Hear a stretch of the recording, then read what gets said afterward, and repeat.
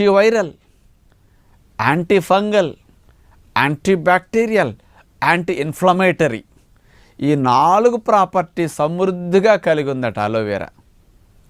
లోపలికి తీసుకున్న, బాహ్యంగా అప్లై చేసిన, జుట్టుకు పెట్టిన, పుండు మీద పెట్టిన అక్కడుండే ఇలాంటి వైరస్ బ్యాక్టీరియల్ ఇన్ఫెక్షన్ నిర్మూలించడానికి అద్భుతంగా పనికొస్తుంది. న్యాచురల్ మెడిసిన్ అన్నట్టుగా ఉందన్నమాట.